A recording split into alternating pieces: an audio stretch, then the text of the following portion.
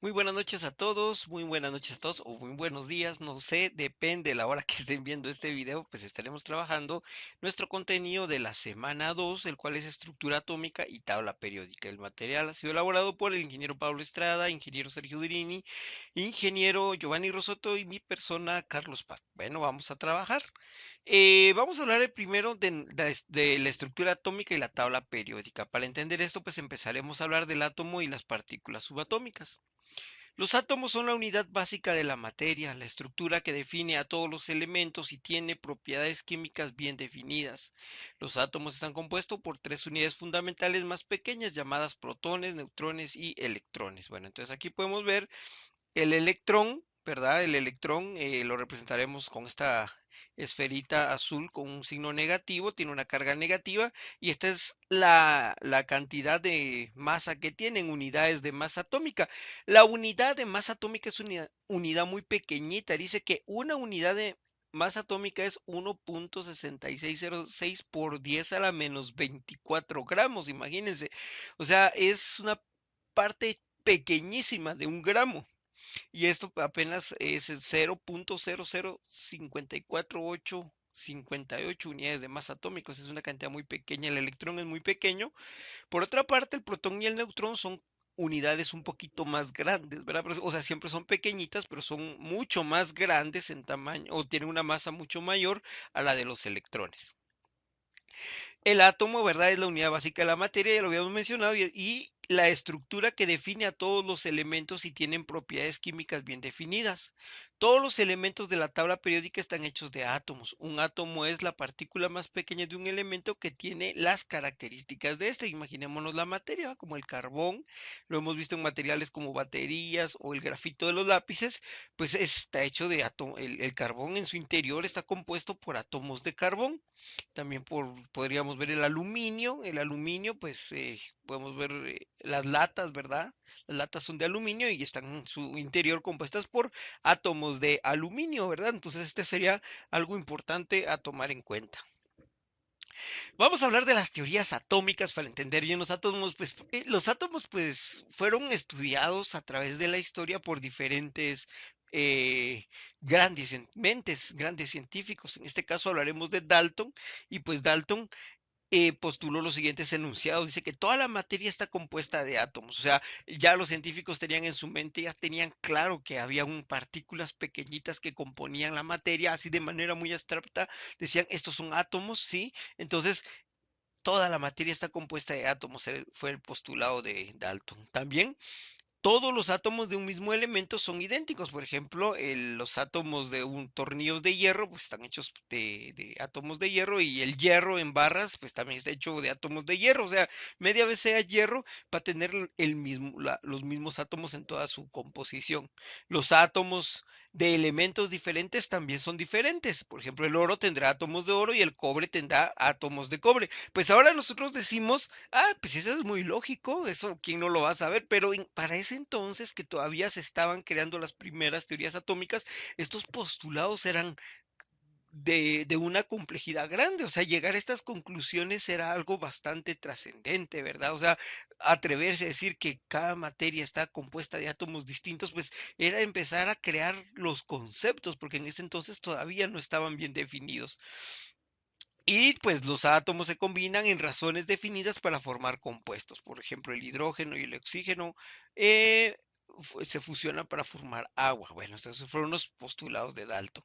Por otra parte, la teoría atómica de Thomson, Thomson fue otro gran científico, y dice que su teoría principal consiste en la experimentación de un tubo de rayos catódicos, mismo que sirvió para postular su modelo atómico derivado del descubrimiento de las cargas negativas. Por ejemplo, lo que él hizo fue esto, en un tubo de vacío, que es esta estructura que aparece acá, o sea, quiere decir, si es de vacío, quiere decir que en su interior no hay absolutamente nada de aire. Entonces a él se le ocurrió colocar cargas eléctricas, puso un, una carga, bueno, un cátodo y un ánodo, ¿verdad? En un tubo de vacío dejó correr corriente eléctrica en el interior, bueno, y en el interior se observó un haz de luz, ¿verdad? Entonces, aquí, ¿verdad? Salió la luz, o sea, cuando él pasó corriente eléctrica, o sea, aquí tenemos la terminal positiva y la terminal negativa, entonces primero, lo interesante de esto fue atreverse a hacerlo, ¿verdad? O sea, pasar corriente por el vacío. ¿Qué pasa si paso corriente por el vacío? Entonces se dieron cuenta que se observaba un haz de luz.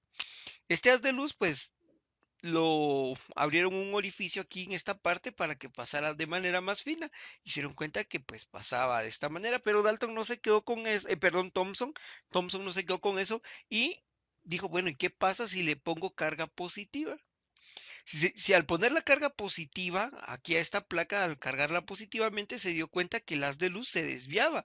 Eso quería decir que al haber un desvío, quiere decir que habían fuerzas eléctricas en este haz de luz. Lógicamente, el haz de luz tenía una carga. Y al estar estos positivos, el negativo atraía al positivo y hacía que el haz de luz se desviara. Entonces dijo, vamos a ver qué pasa si le aplico carga negativa. Pues lógicamente, por estar en la parte de abajo, pues el efecto era lo mismo porque la carga negativa con la carga negativa se repelían, entonces siempre desviaba el haz de luz al mismo sentido. Entonces descubrió que tenía una carga negativa, entonces empezó a postular que posiblemente los átomos estaban compuestos en su superficie por partículas negativas, ¿verdad? Y este fue el postulado del modelo atómico de Thomson. Este modelo atómico le conocían como el modelo del pastel de pasas, porque hacía una analogía a él que el pastel era como que la parte positiva y las pasas eran los electrones que estaban adentro del átomo. Entonces, algo así fue como él postuló su teoría atómica. Bueno, entonces el modelo atómico fue así, el primer modelo que postuló él. Ya se tenía una idea un poquito más clara del átomo, ¿verdad? A través de este experimento. Algún tiempo después hubo otro gran científico, Rutherford experimentando con radiactividad, disparando partículas alfa, las cuales son partículas radiactivas positivas provenientes de elementos radiactivos como el radio, el uranio y el polonio, sobre una placa de oro, como se mostrará a continuación. Entonces aquí en esta cajita había material radiactivo. Le abrían un oído y pues salía la radiactividad. Lo mismo pasaba por un filamento más delgado y llegaba a una eh, placa de oro. Lo interesante de esto es de que al pasar por la placa de oro, él se dio cuenta que algunos rayos penetraban de alguna manera la placa, pero habían otros que se disipaban y había otro número que rebotaba. Entonces él decía, pero ¿por qué está sucediendo esto? O sea, quizá el punto interesante aquí fue plantear y postular, bueno, ¿qué está pasando? ¿Por qué algunos sí pasan en línea recta, otros se desvían y otros no penetran la placa? Bueno, era un pequeño porcentaje el que se desviaba y un porcentaje menor todavía el que rebotaba. Pero entonces, ¿qué es lo que está pasando ahí, verdad? Entonces, ¿qué fue lo que sucedió con esto? Bueno, él llegó a una conclusión. Asumió que este es un segmento, por ejemplo, de la lámina de oro con los átomos de los átomos en el interior de la lámina de oro y postuló esto. Si yo disparo átomos también, posiblemente cuando esta línea de acción del átomo pasa, ¿sí? Si al pasar los núcleos, bueno, las partículas positivas no intervienen con ningún otro, entonces son los rayos que pasan, ¿sí? Entonces, lo que planteó fue esto. Planteó que la carga positiva estaba concentrada en una región pequeña llamada núcleo. Escuchen, él fue el primero en creer que el núcleo atómico condensaba la carga positiva, ¿sí? Y cuando los núcleos no coincidían era la razón principal por la cual las partículas atravesaron la lámina de oro. Entonces vean acá la línea de acción no pasa interviniendo ningún núcleo. ¿Sí? Este fue el otro postulado. También asumió que al pasar los núcleos muy cerca entre sí, las fuerzas de repulsión entre las mismas cargas los desviaban, que es más o menos esto, ¿verdad? O sea, sale, este viene y al rozar por acá, pues salía volando para acá. Y cuando estos núcleos quedaban directamente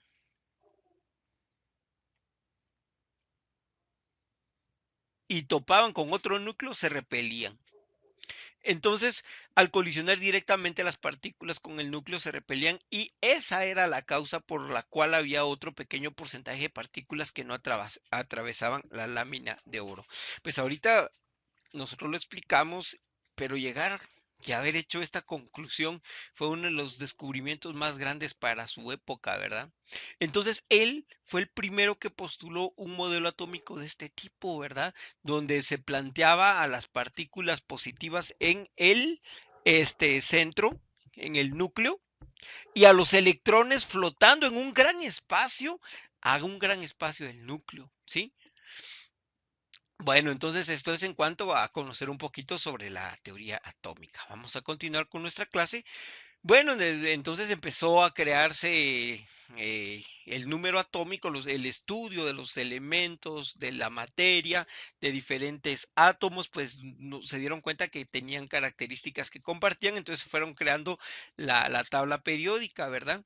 Por ejemplo, ahorita vamos a hablar nosotros del número atómico. Lo representaremos con una letra Z. El número atómico nos indica la cantidad de protones y de electrones que tiene un átomo. Pues todos conocemos las tablas periódicas, son de esta manera, ¿verdad? Imaginémonos que vamos a tomar, por ejemplo, un átomo de helio, ¿sí? Este átomo de helio. El número atómico lo encontramos aquí en esta parte, es un número grande. Este átomo de helio nos indica a nosotros, el número atómico nos indica a nosotros que hay dos protones y dos electrones. Esto nos indica, por ejemplo, si pensáramos en otro elemento como el sodio, ¿sí? Tiene un número atómico de 11, nos está indicando entonces que tiene 11 protones y 11 electrones. Pensemos en otro elemento como el titanio, ¿sí? El titanio es elemento en la tabla periódica número 81. Si tienen una tabla periódica, revisen, ¿verdad? Y el número atómico siempre nos indicará la cantidad de protones y de electrones, ¿de acuerdo? Así, por ejemplo, el selenio tiene 34 protones y 34 electrones. Aquí el hierro, 26 protones y 26 electrones. El potasio 19 protones y 19 electrones, el oxígeno 8 protones y 8 electrones. En conclusión, el número atómico siempre me indicará la cantidad de protones y de electrones que tiene un átomo. Entonces no es por casualidad que tengan un número, representa la cantidad de protones y electrones de los átomos. Número de masa e isótopos. El número de masa lo representaremos con la letra A y nos indica la cantidad de protones y neutrones de un elemento. Escuchen, el número de masa nos indica la cantidad de protones y de neutrones que tiene un elemento. La tabla periódica nos indica esa cantidad. En algunas tablas aparece como peso atómico. Entonces, cuando nosotros analizamos esto, pues vamos a ver acá en la tabla periódica. Las tablas periódicas siempre tienen una clave, así como esta, donde nos indica masa atómica o peso atómico, ¿verdad? Sí, número de masa. En algunas tablas la clave aparece como peso atómico, ¿sí? Por ejemplo, aquí el carbono tiene un peso atómico de 12.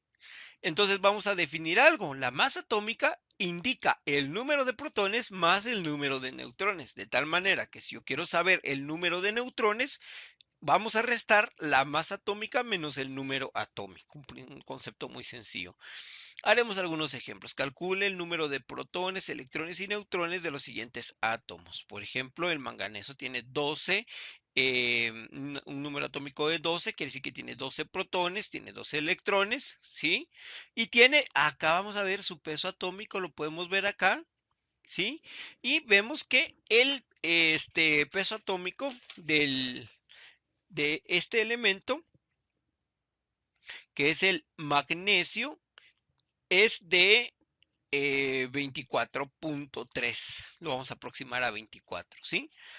Entonces, si quiero saber los neutrones, vamos a restar el peso atómico menos el número atómico. O sea, 24 menos 12 me da 12, por lo tanto tendrá 12 protones, 12 electrones y 12 neutrones, ¿sí?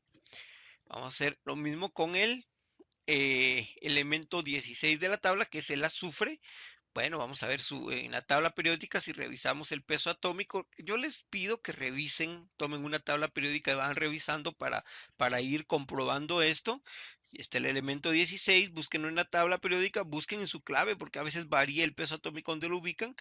Aquí en este caso el peso atómico es de 32.064.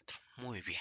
Entonces, vamos a ver. Entonces, tenemos datos, número atómico, peso atómico, neutrones, es el peso atómico menos el número atómico. Restamos 32 menos 16 y me da 16. Curiosamente quedó igual.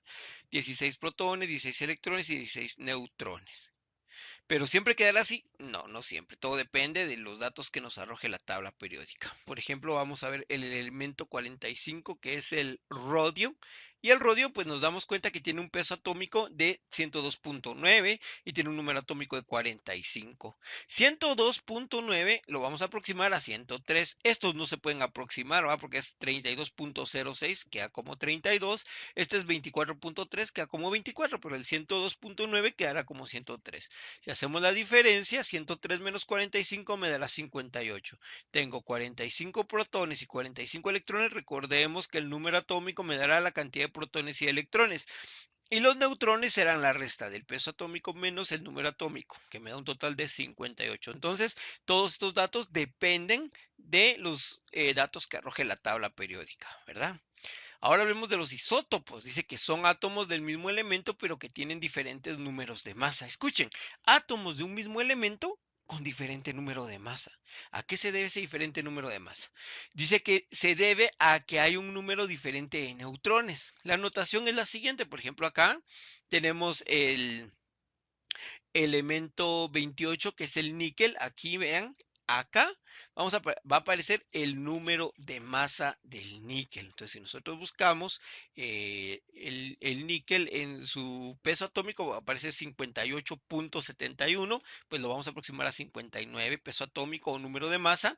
El símbolo es níquel y el número atómico 28. ¿Sí? Así es como se van a denotar el número de masa y el número atómico. Bueno, entonces, por ejemplo, ¿qué es un isótopo entonces? Aquí tenemos una estructura atómica del hidrógeno. El hidrógeno está compuesto por 3 isótopos. Por ejemplo, acá podemos ver, si nosotros vamos a la tabla periódica y vemos el hidrógeno no tiene, en realidad tiene un peso atómico de 1 y un número atómico de 1 y 1 menos 1, 0, quiere decir que no tiene ningún neutrón. Pues entonces este isótopo del hidrógeno se llama protio, o sea, tiene una masa atómica de 1 y un número atómico de 1. Este es otro isótopo del hidrógeno. Vean, podemos ver aquí en la figurita que ya tiene un número de masa de 2 o un peso atómico de 2, ¿sí? Tiene un número de masa de 2 o un peso atómico de 2 y tiene un número atómico de 1. ¿Por qué tiene más masa? Porque tiene un neutrón de masa, o sea, ese neutrón le está agregando más peso al átomo, ¿verdad? ¿Sí? No deja de ser de hidrógeno porque el hidrógeno tiene un protón y un electrón, este sigue teniendo un protón y un electrón, pero están aumentándose los neutrones. Y aquí hay otro isótopo del hidrógeno, que es el tritio. El tritio pues tiene 2 neutrones en el núcleo, el deuterio un neutrón en el núcleo y el protio no tiene ningún neutrón en el núcleo. Entonces son isótopos porque son elementos de un mismo átomo con diferente masa atómica. Él tiene una masa atómica de 1, él tiene una masa atómica de 2 y él tiene una masa atómica de 3. ¿Sí? Todos tendrán un número atómico de 1, pero lo que está cambiando es su masa atómica, porque van teniendo más neutrones en el núcleo. Entonces, por eso dice, son átomos de un mismo elemento, pero que tienen diferente número de masa o diferente masa atómica, ¿sí? Vamos a continuar. Configuración electrónica y números cuánticos. Veamos, pues, a qué se refiere esta parte de nuestro trabajo. Muy bien, aquí tenemos un tema más que es la configuración electrónica y los números cuánticos. Vamos a hablar primero de la configuración electrónica. Es la manera en la que se distribuyen los electrones dentro de los átomos tomando en cuenta los diferentes niveles y subniveles de energía. Bueno, sucede que cada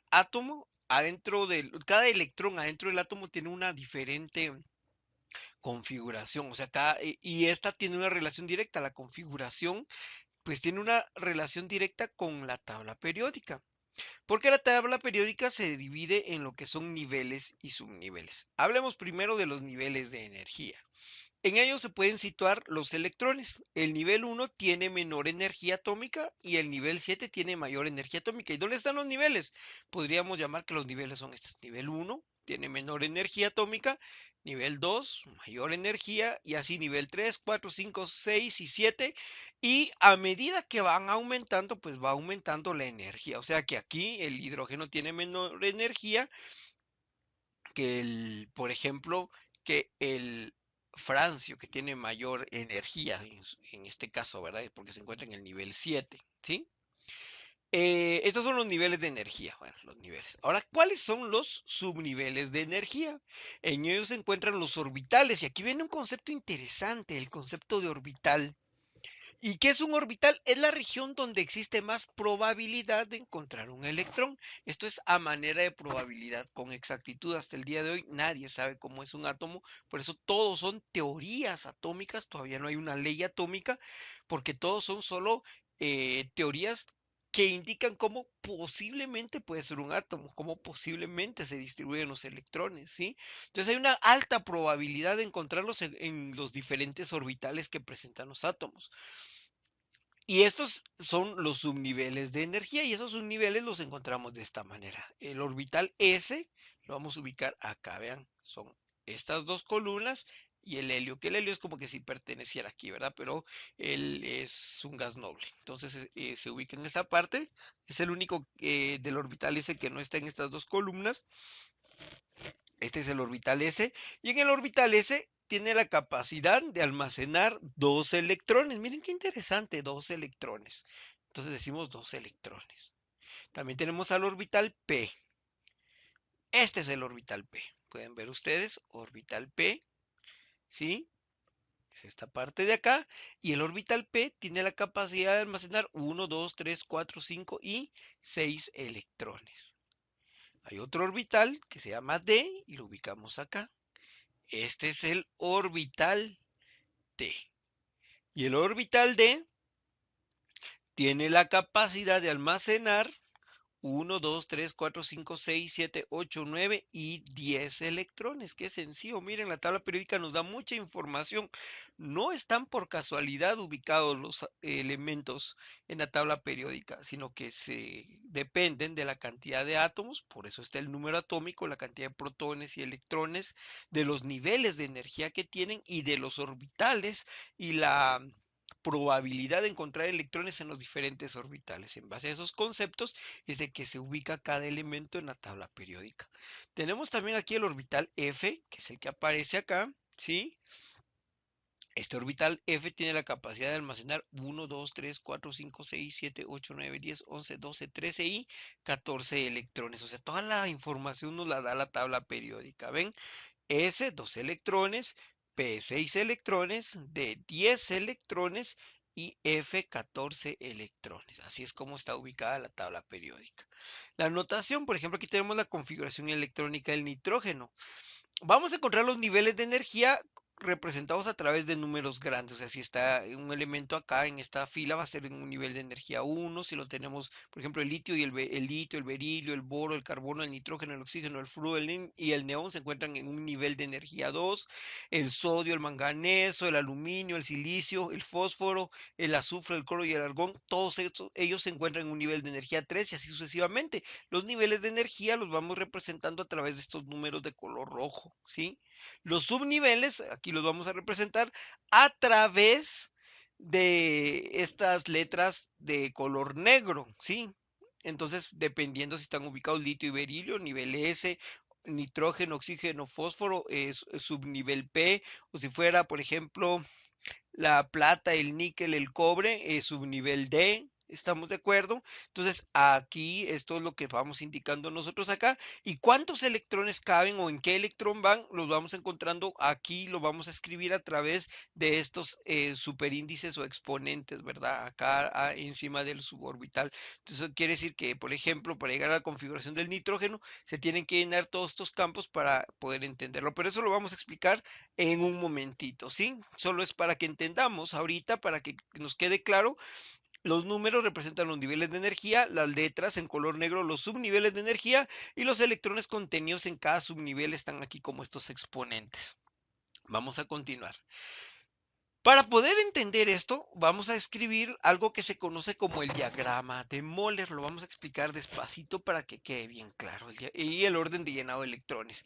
Pues Moller puso los niveles del 1 al 7 acá y creó la tabla de esta manera. Orbital S, 1S, 2S hasta el 7S, del 2P hasta hasta el 7P, el 3D hasta el 6D y el 4 y 5F. Entonces hizo este diagrama acá y empezó a ver de esta manera. Entonces Moller dijo, bueno, por ejemplo, vamos a escribir la configuración electrónica del hidrógeno. Vamos a empezar acá, ¿sí? Para aplicar el diagrama de Moller, lo primero es ubicar el nivel y el subnivel del elemento. Si yo quisiera hablar del hidrógeno, que es este que está aquí, me cuenta que está en un nivel de energía 1, porque está aquí, y tiene un orbital S, porque aquí está ubicado el orbital S, ¿verdad? Nivel de energía 1, orbital S, ¿sí? 1s y tiene un electrón porque está aquí. Entonces yo digo 1s1. Si yo pienso en el helio, ya sabemos que el helio estaría es como que si estuviera aquí, ¿verdad? Es el único que no está en su lugar, por decirlo de esta manera. Entonces vamos a tener que se encuentra en un nivel de energía 1, orbital S, porque este pertenece al orbital S, pero tiene dos electrones, 1 y 2 electrones. Entonces aquí está su configuración electrónica. Vamos a pensar en el litio. Lo interesante es que esto es como acumulativo. Para llegar al litio tengo que escribir las configuraciones anteriores, o sea que va a aparecer el 1s2, ¿sí? Y acá voy a ubicar, vean, el litio se encuentra en el nivel de energía 2, el litio se encuentra en el nivel de energía 2, orbital S. Entonces yo vengo en el diagrama de Moller y marco esto, 2s. Bueno, 2s, el litio se encuentra en un nivel de energía 2, orbital S2, pero para llegar ahí yo tengo que escribir la última configuración, en este caso fue la del helio. Entonces voy a escribir 1s2, 2s1. Es como ir llenando todo esto. Quiere decir que se encuentra en el nivel de energía 2, ¿sí? Pero adentro de este átomo también él contiene también la configuración 1s2, ¿sí? Y 2s1. En total, aquí me está indicando a mí que tiene 2 más 1, 3 electrones, vean, y su número atómico es 3, o sea, tiene 3 electrones, su número atómico es 3.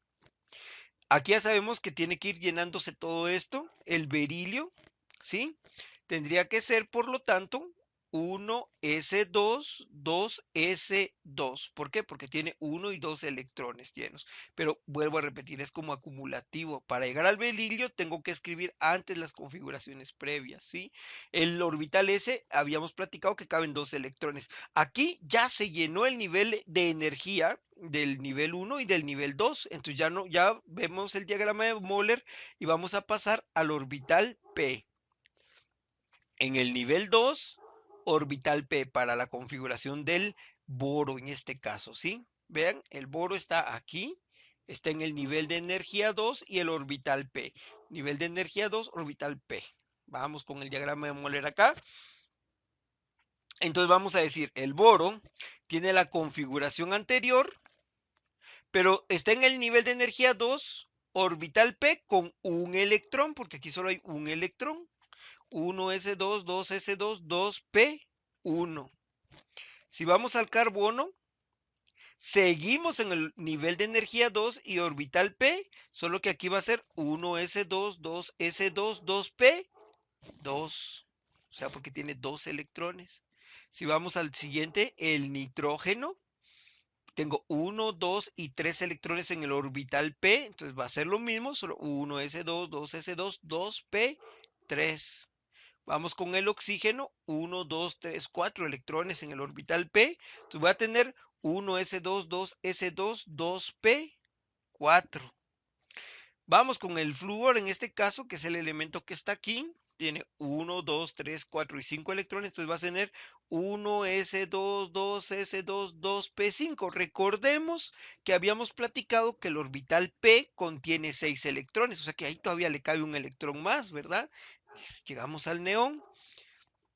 1s2, 2s2, 2p, 6. Entonces estamos llegando al nivel, se topó acá. Si quiero encontrar la configuración electrónica del sodio, el sodio ya está hasta aquí abajo, ya 1, 2 y 3 niveles de energía, orbital S, nivel de energía 3, orbital S, el diagrama de Moller me dice, bueno, entonces ya no estoy acá y me vengo para acá. O sea, tengo que tener esto, esto y llegar hasta acá. Entonces ya tengo la configuración anterior, pero ahora al final le voy a agregar 3s1.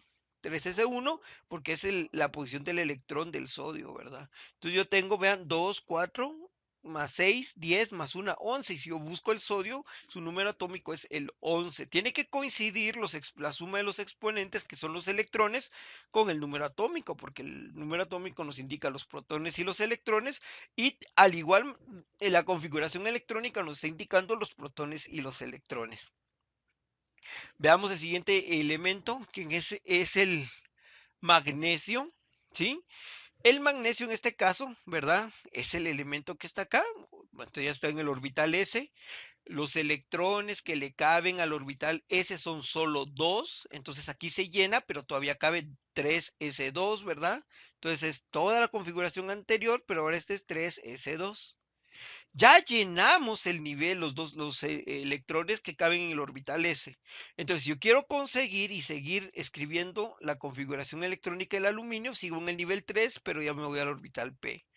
Entonces me doy cuenta que el diagrama de Moller me indica esto. Tengo que hacer esto, ¿verdad? Acá. Escribo toda la configuración anterior, solo que ahora voy a llegar a 3P1, ¿verdad? 1S2, 2S2, 2P6, 3S2, 3P1. O sea, es todo lo anterior, pero ahora es 3P1 porque estoy llegando a esta parte de acá.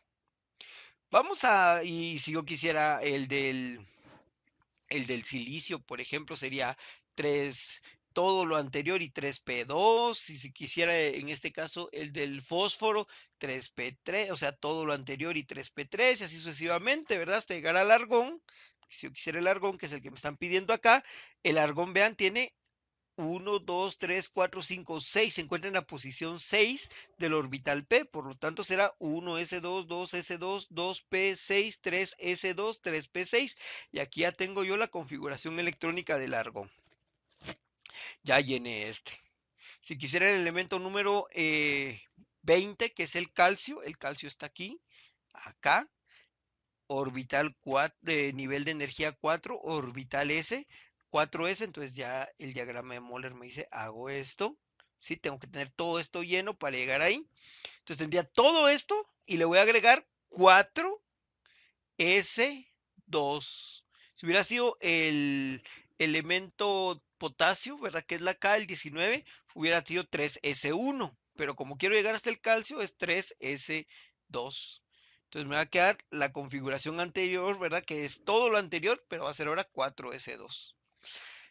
Imaginemos que queremos llegar ahora al cobalto que se encuentra aquí. Miren, está en el orbital D, nivel de energía 4. Ah, bueno, orbital D, nivel de energía 4, pero acá, ojo con esto. Fíjense que acá, si se dan cuenta, ya topé, entonces tengo que pasar aquí, ¿sí? Acá voy a regresar un poquito. Recuerden que aquí estaba la clave. Decía que al nivel de energía de D se le va a restar 1 al nivel de energía. O sea que si aquí estoy 4, cuando llegue todos estos elementos de aquí van a estar en un nivel de energía 3.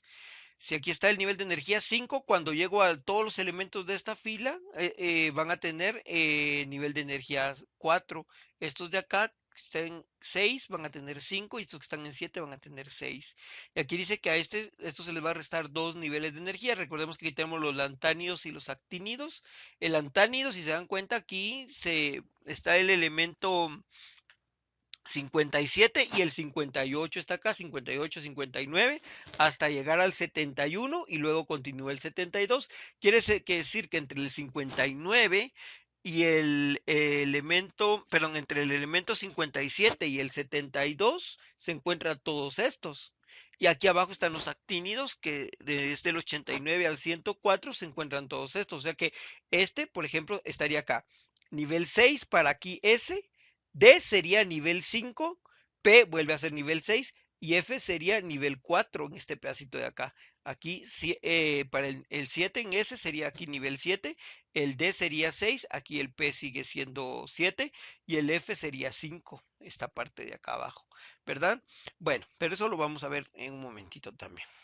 Entonces, pero eso, el diagrama de Moller nos ayuda a entender esa parte porque nosotros nos quedamos ahorita aquí en elemento cobalto, se llenó el orbital S, vean, entonces me dice 1, 2, 3, 4, nivel 4, pero como estoy D, tiene que ser 3D, por eso estamos marcando aquí esta flechita que aparece acá en el diagrama de Moller, ¿sí? Entonces yo voy a tener acá 1S2, 2S2, 2P6 y así hasta llegar a 3D7. ¿Por qué 3D7? Porque recuerden aquí nivel de energía 4, pero como estoy en D, le resto 1. ¿Y cuántos electrones hay? 1, 2, 3, 4, 5, 6, 7. Por eso está quedando aquí en 3D7. Veamos que quisiéramos llegar al elemento selenio que está acá. Y entonces vean, ya se acaba el D, entonces voy a llegar aquí P, al P que sería el que está aquí, miren, ¿sí? El selenio. Bueno, entonces ya llené acá el P vuelve a ser 4, me dice aquí, miren, 4, entonces va a ser acá, pero cuando escriba 4, ¿con qué electrón? 1, 2, 3, 4, el cuarto electrón del orbital P en el nivel 4, nivel de energía 4, orbital P, cuarto electrón, es lo que me está indicando acá, cuarto electrón del orbital P. Y finalmente imaginémonos que queremos llegar al yodo. Para llegar al yodo, miren, tenemos que completar esto, tenemos que completar las S, tenemos que completar las D. Entonces, como tachar todo esto hasta acá y llegar hasta aquí a P, porque estoy llegando al nivel de energía 5 orbital P. O sea que la estructura me queda así. 1S2, 2S2, 2P6, 3S2, 3P6, 4S2. Cuando estamos llegando a 4S2, estamos llegando acá, 4S2, 3D10. 3 de 10, 4P6, 4P6, 5S2, aquí está, ¿ve? 5S2, 4 de 10, ven cómo cambia de 5 a 4, este es 5S2, 4 de 10, regresamos a 5, P, 1, 2, 3, 4, 5, 5P5. Y aquí está la configuración electrónica del yodo. Y es de seguir esta lógica, ¿verdad? Entonces el diagrama de Moller nos ayuda, ¿verdad? Y en conclusión, debemos seguir la lógica de abajo hacia arriba, o sea que vamos llenando los niveles. Una vez llegue aquí a 6, llegar a 6S2, que estaría aquí, 6S2. Luego pasaríamos al 4F, ¿verdad? Que estaría por acá. Luego el 5D, el 6P, el 7S y así sucesivamente hasta llegar al 7P, 5F, 4D y 7P, ¿verdad? Entonces el diagrama de Moller viene interpretándose de esta manera, ¿sí? Vamos a continuar. Hay otra manera interesante, es la configuración electrónica. La configuración electrónica nos indica, para concluir, ¿verdad? Los niveles, por ejemplo aquí el oxígeno, voy a regresar acá al oxígeno. Oxígeno, tiene que tener el nivel de energía 1S2, que sería este y este, 2S2, que sería estos dos, y 2P4, 2 2P, 1, 2, 3, 4, aquí está, ¿verdad? O sea, esto es como ir acumulando, ¿verdad? Ir agregándole, y por eso es importante saber que en el orbital S caben dos electrones, en el orbital P6 y en el orbital D 10 y en el orbital F14. Bueno, vamos a continuar. El diagrama de orbitales, pues también es muy interesante y nos ayuda a entender otra situación muy importante de la tabla periódica, y es la siguiente. Dice que nos indica la forma en la que se distribuyen los electrones en los orbitales de los átomos. Para representar los electrones utilizaremos flechitas, flechitas hacia arriba que indicarán una dirección del electrón y una flecha hacia abajo que nos indicarán electrones en sentido contrario. Cada orbital lo representaremos por un cuadradito. A continuación se ilustran los ejemplos de los diagramas de orbitales.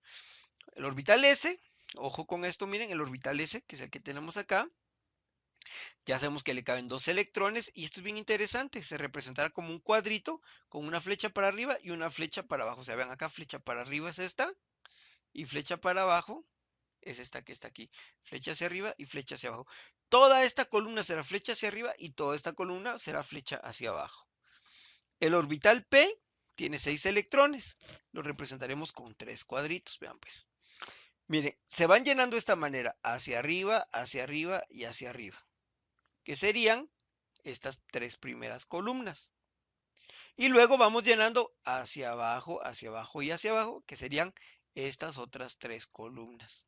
Esta es flecha arriba, flecha arriba, flecha arriba, flecha abajo y flecha abajo. Y aquí lo vamos a llenar arriba, arriba, arriba. Y una vez que yo no estas tres que corresponden a estas tres, empiezo hacia abajo, de acá para acá, que sería de acá para acá nuevamente. El orbital D tiene 10 electrones, otra vez las primeras 5 son positivas hacia arriba, que serían estas que están acá, ¿sí? Y las otras serían hacia abajo, que serían de acá para acá, en el mismo orden. El orbital F lo mismo, tendrá 7 hacia arriba y luego tendrá 7 hacia abajo para llenar los electrones. 7 hacia arriba y 7 hacia abajo. Bueno, vamos a ver, por ejemplo, imaginémonos el litio. El litio tiene la configuración electrónica 1s2, 2s1, o sea, el litio está aquí 1s2, 1, no, este es 1s1, 1s2, bajamos más, 2s1. Entonces vean, tiene su orbital s, vuelvo a repetir, 1s1, 1s2. Llenamos aquí s, nivel 1, una para arriba y una para abajo. Este sería el nivel 2. Nivel 2, S1.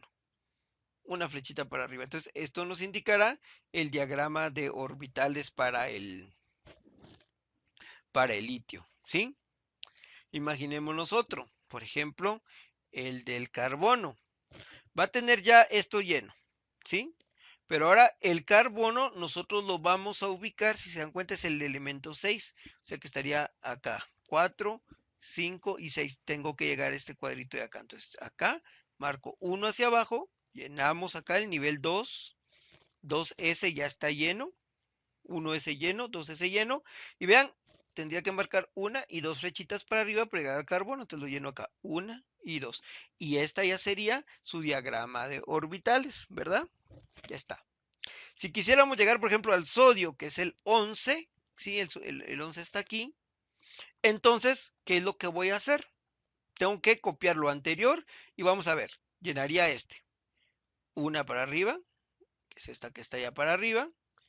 Una para abajo, otra para abajo y otra para abajo. Entonces vengo y una para abajo, otra para abajo y otra para abajo.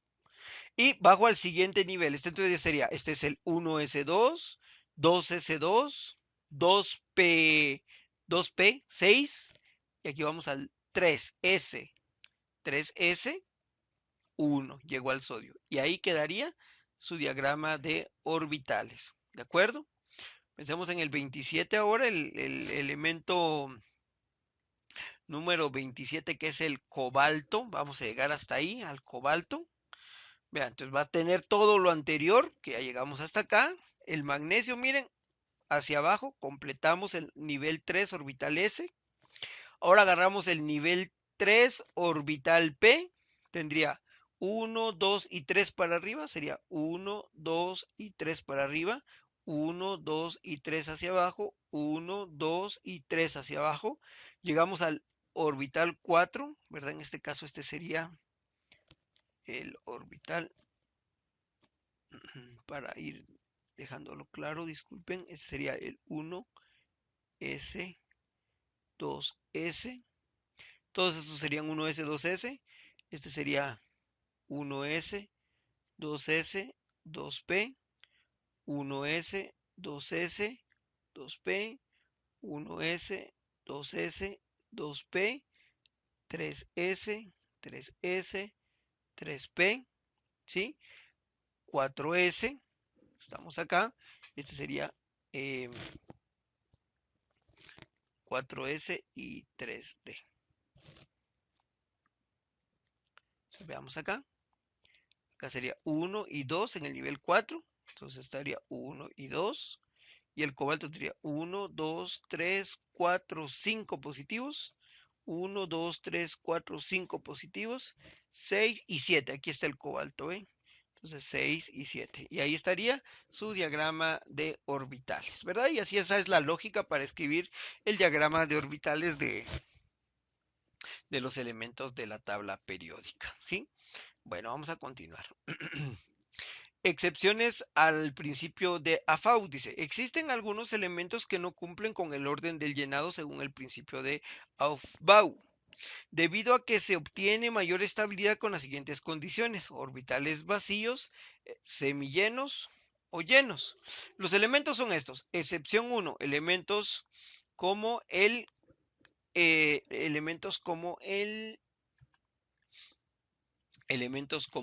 cromo, que está acá, el cromo, el, es el cobre, que es el elemento 29, es este que está aquí. El cobre, aquí marqué este, pero no es, perdón, este es el cobre. El niobidio, molibdeno, el rutenio, el rodio, la plata, argentum, ¿sí? El platino y el oro, ¿sí? Ellos no cumplen con esta regla, ¿de acuerdo? También elementos como el paladio, que es este que está acá, ¿sí? El elemento del paladio, réstele 2 electrones al nivel S y agrégueselo al subnivel D. Para todos estos elementos que mencioné hace ratitos, reste un electrón al subnivel S y agréguele al subnivel D. Para la excepción 3, dice acá, por ejemplo, los elementos como el lantano, aquí está el lantano. Bueno, estos elementos que aparecen acá, que es el gadolino, el curio y bueno, los elementos que aparecen acá los buscamos en la tabla periódica que aparecen, porque si no es tiempo vamos a seguir explicando. Bueno, a este elemento le vamos a restar un electrón al nivel F y agregárselo al subnivel D. Y elemento como el torio, se le restan 2 electrones a su nivel F y se le agregan a su nivel de B. Entonces son como casos especiales, ¿verdad? Este grupito que está aquí es importante que lo tengamos presente. Pueden consultar su libro de texto. En el libro de texto aparece la misma explicación, ¿verdad? Y los elementos que, que no cumplen con el principio de Aufbau. Y pues vamos a hablar, por ejemplo, hablemos del cromo, que es el que tenemos acá. Va, normalmente quedaría aquí, ¿verdad? Nivel de energía 1, el orbital S lleno, o sea, es 1s2. Nivel de energía 2, orbital S lleno, o sea que estaría esto acá. Nivel de energía 2, suborbital P lleno, 6, está aquí, ve 2p6. Nivel de energía 3, orbital S lleno, estamos acá. Nivel de energía 3, orbital P lleno, 3p6. Nivel de energía 4, orbital S lleno, 2. Llegamos acá, miren, 1, 2, 3, 4. Entonces tenemos nivel de energía. Recordemos que a D le restamos 1, aquí es 4, aquí va a ser 3D, 4. Aquí está. 3D, 4. 1, 2, 3, 4. Así es como quedaría, pero como este es un caso especial, dice que se le resta un electrón al subnivel S y se le agrega al subnivel D. Entonces aquí tenemos de manera abreviada, ¿verdad? Cuando pongo entre corchetes el argón, quiere decir que aquí tendría yo el argón como referencia y solo estoy escribiendo la configuración electrónica de acá hacia el cromo, o sea, el nivel 4 orbital S y el nivel 3 orbital D, ¿verdad? Entonces, así quedaría su diagrama de orbitales, ¿verdad? En su último nivel de energía. Entonces, ¿qué va a pasar? Dice, le vamos a restar un electrón al subnivel S y se lo vamos a agregar al subnivel D. Entonces le quitamos a este y se lo ponemos acá. Entonces, esto quedará con esta configuración electrónica. 1s2, 2s2, 2p6, 3s2, 3p6, 4s1. Vean, aquí decía 4s2, pero como le restamos 1, 4s1 y 3d5. 3d5, esto es lo correcto. Pero es por ser un caso especial, ¿de acuerdo? Lo mismo sucedería con vuelvo a repetir, el cobre, ¿verdad? El cobre, el niobidio, el molibdenio, el rutenio, y el resto de elementos que aparecen acá seguirían este principio. Analicemos otra excepción. Por ejemplo, el elemento, el paladio, ¿sí? Bueno, el paladio pues también es el elemento 46 de la tabla periódica. Lo vamos a buscar, está aquí, ¿ve? Es este que está aquí, ¿sí? Es esta excepción 2. El elemento paladio reste 2 electrones al subnivel S y agreguéselos al subnivel D. Entonces aquí está resumida nuevamente, ¿verdad? Si se dan cuenta el paladio, aquí el último que aparece es el criptón, ¿sí? El criptón, por eso aparece aquí KR acá. Entonces vamos a 5S2, 5S2, sería este 5S2, y aquí tendría 4D, 4D, o sea, me quedaría así. 5S, perdón, y 4D. Entonces normalmente pues la configuración quedaría acá, pero como dice que para este elemento le vamos a restar 2 electrones al subnivel S, le quitamos 2 y se los vamos a agregar al orbital D. Bueno, entonces este sería el orden, acá y acá, ¿sí? Entonces la configuración electrónica correcta para el paladio, ¿sí? Es 1S2, 2S2, 2P6, 3S2, 3P6, 4S2, 3D10, 4P6 y vean, no aparece, en ningún momento apareció el orbital 1, 2, 3, 4, 5, 5S, el 5S desaparece porque quedó o sea, no queda nada en este nivel porque los electrones los pasamos a el orbital D, ¿verdad? Entonces esto es importante que lo manejemos y pues así es como se interpretan estas excepciones al principio de Aufbau. Muy bien. Y continuamos ahora con los números cuánticos. Bueno, ¿qué son los números cuánticos? Dice, en particular se refieren a los números que caracterizan los estados propios estacionarios de un electrón dentro de un átomo y que por tanto describen los orbitales atómicos. Estos números cuánticos son el número cuántico principal, lo representaremos con la letra N, y representa los niveles energéticos donde se encuentra el electrón. Están representados con valores numéricos enteros. Sus valores pueden ser 1, 2, 3 hasta el enésimo valor, pero nosotros estaremos trabajando hasta un máximo de 4.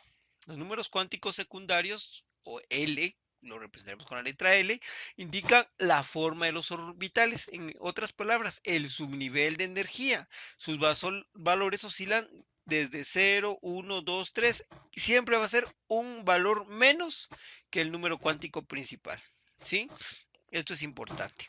Por ejemplo, L es igual a 0, es el orbital S. O sea, cuando veamos un orbital S, le agregaremos un número cuántico secundario 0. Cuando tengamos un orbital P, le vamos a agregar un número secundario de 1. El número secundario 2 para el orbital D y el número secundario 3 para el orbital F. ¿De acuerdo? Entonces vean acá, vuelvo a repetir, número cuántico secundario para el orbital S es 0, número cuántico secundario 1 para el orbital P, número cuántico secundario 2 para el orbital D y número cuántico secundario 3 para el orbital F. Y los números cuánticos magnéticos, los vamos a analizar a continuación, pues el magnético representa el orbital y está relacionado directamente con el número cuántico secundario, como se mostrará a continuación. Por ejemplo, el orbital S, que tiene un número cuántico secundario de 0, pues representará simplemente un 0. Esto es bien interesante, el número cuántico secundario L, que es 1 para el orbital P. Ya sabemos que P tiene 6 electrones, ¿sí? 6 electrones, 3 para arriba y 3 para abajo, ¿verdad?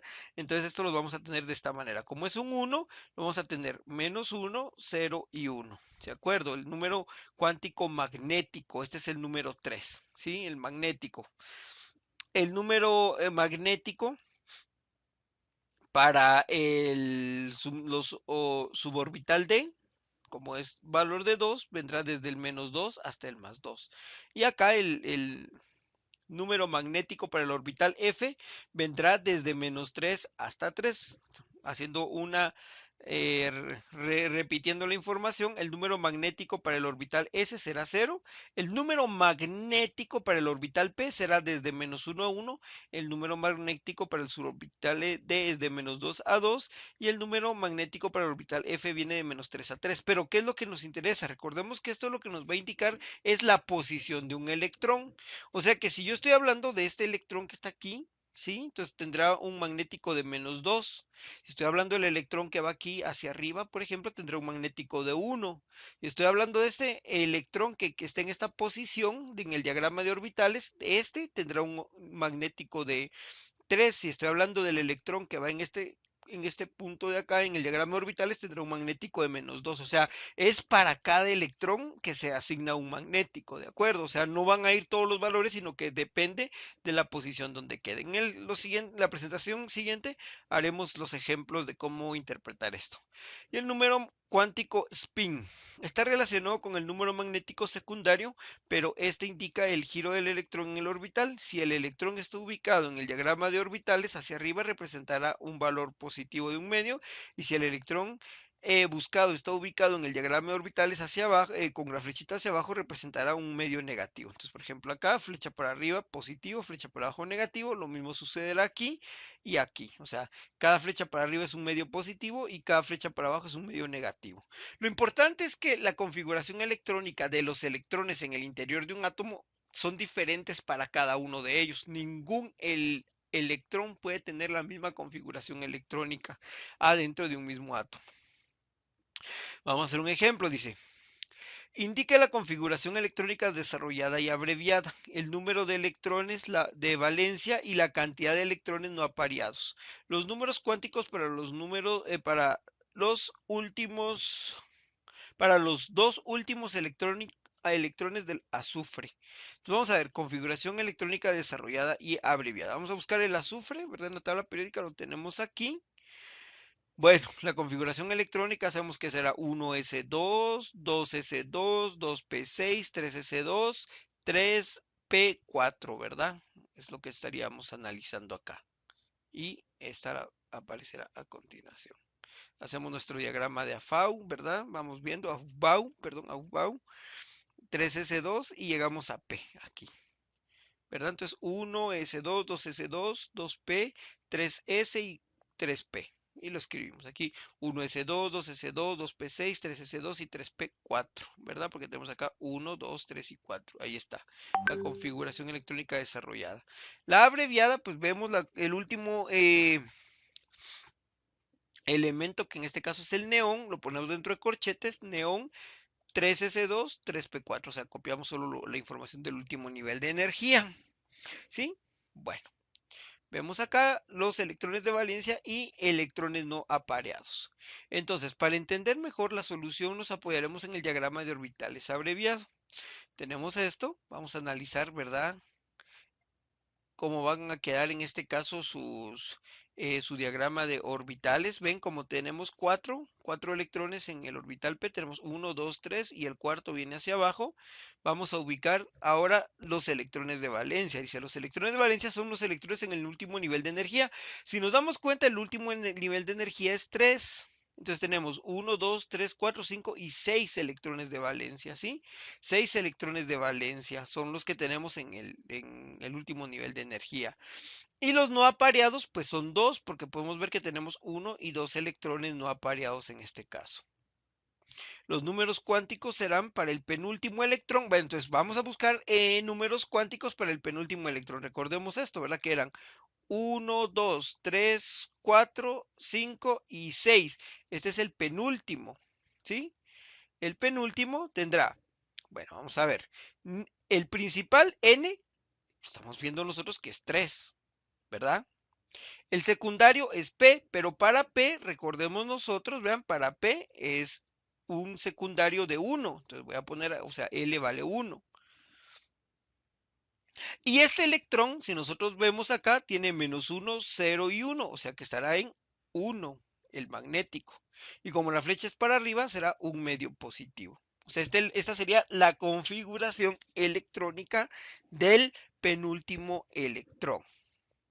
Veamos el del último electrón, que es el que está aquí. Este fue el último electrón. ¿sí? Recordemos que el llenado es 1, 2, 3, media vez se acaban todos para arriba, empiezo hacia abajo, ¿verdad? Entonces este es el último, porque es el cuarto nivel de acá, ¿sí? El cuarto electrón que se encuentra en el suborbital P. Es este que está acá, el último. Vamos a ver entonces, nivel de energía principal 3, secundario es P, ya sabemos que P nos da para el orbital P, L vale 1, entonces vamos a poner 1, y este está en menos 1, porque es el cuadrito del menos 1, ¿ven? Menos 1, como va hacia abajo será menos un medio. Entonces esta sería la configuración electrónica para el último y el penúltimo electrón del azufre. Veamos otro ejemplo. Vamos a hacer lo mismo, pero ahora será para el cobalto. Configuración electrónica desarrollada del cobalto. Vamos a ver, aquí está el cobalto. Miren, para llegar al cobalto tuvimos que pasar nivel de energía 1, S1 y S2, más 2, S2, 2, S2, 2P6, 3S2, 3P6, 4S2, 3D, 1, 2, 3, 4, 5, 6, 7, 3 de 7, ¿verdad? Entonces, aquí está el principio de Aufbau. Tenemos que ver aquí, si queremos, ven, quedamos aquí en 3D, ¿verdad? O sea, pasamos según el nivel 1 lleno, el nivel 2 lleno, el 2P, 3S también, 3P y 4S también, y llegamos al 3D. Entonces así será el orden, ¿verdad? 1S2, 2S2, 2P6, 3S2, 3P6, 4S2, 3D, 7, que es lo que tenemos nosotros acá. De manera abreviada, pues tendríamos que venir acá. Vemos el último elemento, que es el argón. Vamos a ponerlo dentro de corchetes y copiamos la información solo del último nivel de energía, que es 4S2 y 3D7. 4S2, 3D7. Aquí lo tenemos. ¿De acuerdo? Muy bien, ya tenemos electrones de valencia y electrones no apareados. Vamos a analizar para entender mejor la solución. Nos apoderaremos nuevamente del diagrama de orbitales. Tenemos 4s2, 3d7. Ya sabemos que tenemos los dos niveles llenos acá, 1 y 2. Tendríamos 1, 2, 3, 4, 5 para arriba y 2 hacia abajo. Entonces vamos acá. 1, 2, 3, 4, 5 para arriba y 1 y 2 para abajo. Ahí estamos, ¿verdad? Bueno. Entonces, los electrones de valencia más externos están en los orbitales S y D, o sea que son estos que están acá.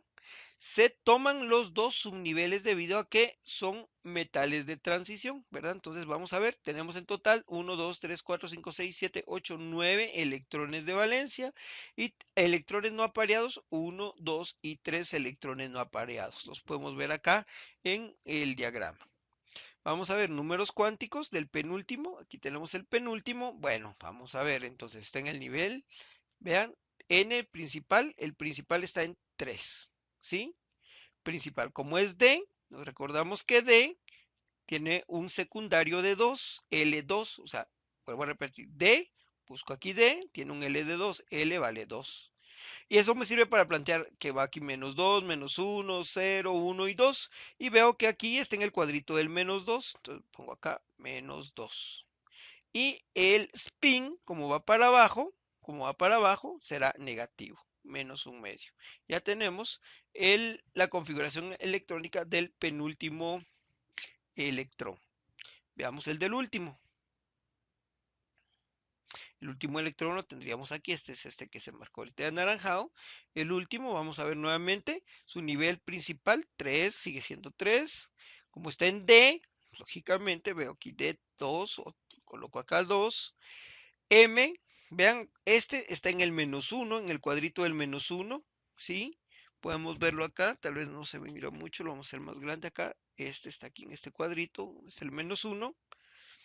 Vamos a colocar acá menos 1 y como apunta hacia abajo, entonces también será menos un medio, ¿verdad? Esa sería su configuración electrónica. Pues la tabla periódica también, para continuar con esto, dice que los químicos al estudiar las diversas propiedades de los elementos y sus reacciones, aprendieron que las mismas se relacionan de manera directa con la estructura electrónica, se presentan de manera periódica durante los elementos. Y la tabla periódica se divide en periodos, ¿verdad? Aquí están los periodos, son 7 periodos, ¿sí? En grupos o familias, o sea, los periodos son las filas y los grupos y familias son las columnas. Entonces aquí están metales alcalino-térreos, familia del boro, familia del carbono, familia del nitrógeno, familia del oxígeno, halógenos y gases nobles. ¿De acuerdo? Estos son los metales alcalinos y alcalinoterrios. Estos que están acá, vean, estos que aparecen acá se conocen como metales de transición. Estos son los metales de transición. Estos son no metales, ¿sí? Y estos son gases nobles, ¿de acuerdo? Vean, aquí el hidrógeno es un no metal. Y los gases nobles que tienen una característica, ellos no se podrán combinar con ninguno porque tienen su octeto lleno, pero eso lo veremos la próxima semana. Y acá los lantánidos y los actínidos, ¿verdad? Así es como se está la tabla periódica. Acá tenemos los metales alcalinos, los metales de transición, los no metales y los gases nobles, que sería esta última columna. Y aquí lantánidos actínidos. Bueno, pues hablemos rapidito de la tabla periódica. Dice que el hidrógeno, un elemento singular, toda esta información la tenemos en nuestro libro de texto y dice el hidrógeno es el primer elemento, es singular, es con mucho el elemento más abundante en el universo. Se combina con el oxígeno para formar el agua, que es el compuesto más abundante en la Tierra y que cubre 3/4 partes de la superficie de nuestro planeta. Se suele colocar el hidrógeno en el grupo 1A de la tabla periódica porque tiene un solo electrón de valencia como los demás elementos de ese grupo. El hidrógeno, sin embargo, es un gas diatómico H2 y su química es muy diferente de la de los metales alcalinos típicos. Por esta razón, se sitúa en diferentes lugares en las distintas tablas periódicas. Acá tenemos el grupo 1A, los metales alcalinos. Dice que los metales alcalinos, silitio, sodio, potasio, rubidio, cesio y francio son metales blandos de color gris plateado que se pueden cortar con un cuchillo, presentan densidades muy bajas y son muy buenos conductores de calor y de electricidad. Los metales del grupo A reaccionan de inmediato con agua, oxígeno y otras sustancias químicas y nunca se les encuentra como elementos libres combinados en la naturaleza. Aquí los podemos observar. Los compuestos típicos de los metales alcalinos son solubles en agua y están presentes en el agua del mar y en depósitos salinos. En este grupo el sodio y el potasio son los más comunes, ocupando el sexto y el séptimo lugares de abundancia en la corteza terrestre. El grupo 2A, los metales alcalinoterrios, entre los elementos del grupo 2A, los metales alcalinoterrios, se encuentra el berilio, el magnesio, el calcio, el estroncio, el bario y el radio. Estos metales presentan un punto de fusión más altos que los del grupo 1A.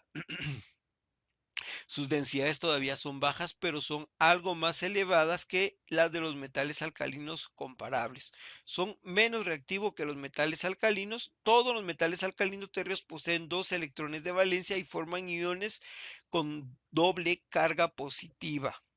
El calcio ocupa el quinto lugar de abundancia, alrededor del 4% de la corteza terrestre es calcio y magnesio, y aquí los podemos observar. Los elementos del grupo 3A, la familia del boro, el primer elemento del grupo 3A es el boro, un metaloide con un punto de fusión muy elevado. Y en el agua predominan, y en el que predominan las propiedades no metálicas. Los otros elementos de este grupo comprenden al aluminio, el galio, el indio y el talio, que forman iones con carga positiva triple. Las densidades de las características metales aumentan conforme se incrementa el número atómico de este grupo.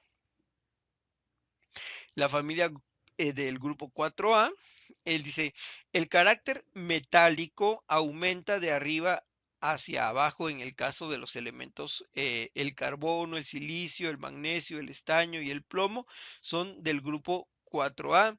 La diferencia de la disposición cristalina de los átomos de carbono explica la dureza del diamante y la naturaleza resbaladiza del granito negro.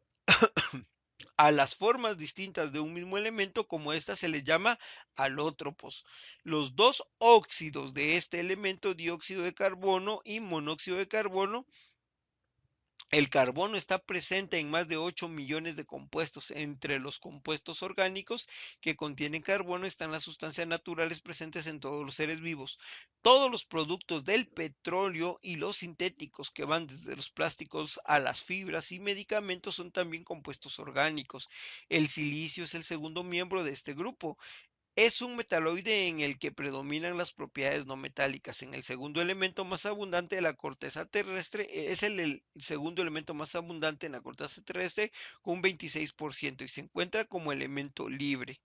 El estaño y el plomo, los últimos dos elementos del grupo 4A son metales típicos. Un uso importante del estaño se da en la fabricación de recipientes de hojalata hechos en realidad de acero recubierto con una delgada capa protectora de estaño que es mucho menos reactivo que el hierro. Y tenemos acá también la familia del nitrógeno. Entre los elementos del grupo 5A están los elementos del nitrógeno y el fósforo, los metaloides arsénico y antimonio, el metal pesado bismuto. Como se ve en este grupo hay cambio total de apariencia y propiedades de arriba hacia abajo. El nitrógeno gaseoso diatómico constituye el 72% del aire en volumen. Tanto el nitrógeno como el fósforo son fundamentales para la vida. El nitrógeno es un elemento indispensable para los aminoácidos que componen todas las proteínas. Las moléculas de nitrógeno del aire son muy reactivas, pero ciertas bacterias del suelo pueden fijar el nitrógeno al convertir el elemento en amoníaco, que en esa forma puede ser incorporado por las raíces de las plantas.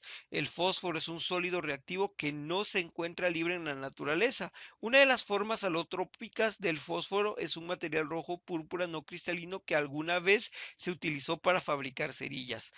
El arsénico es un metaloide en el que predominan las propiedades no metálicas. Tanto el elemento como sus compuestos son tóxicos, en parte porque el primero puede imitar casi por completo el comportamiento químico del fósforo, pero el arsénico es incapaz de funcionar como el fósforo en los tejidos vivos. El antimonio es un metaloide en el que predominan las propiedades metálicas. El elemento es quebradizo y escamoso, con lustre metálico. Se emplea para aumentar la dureza del plomo destinado a las baterías de automóvil, en cubiertas para cables y en balas trazadoras. Y la familia del oxígeno en la columna 7A dice, conocidos como la familia del oxígeno, comprenden al oxígeno, azufre, selenio, telurio y polonio. Aunque todos ellos tienen 6 electrones de valencia, sus propiedades varían de no metálicas a metálicas en cierto grado conforme aumenta el número atómico. El oxígeno gaseoso es fundamental sobre la vida. Es necesario para quemar los fósiles y obtener así su energía. Y se requiere durante el metabolismo humano para quemar carbohidratos. En ambos procesos, los productos secundarios son dióxido de carbono y agua. El oxígeno constituye el 21% del volumen del aire y el 49,5% en peso de la corteza terrestre. El azufre es el segundo no metal del grupo 6A. A temperatura ambiente es un sólido amarillo pálido que se encuentra libre en la naturaleza.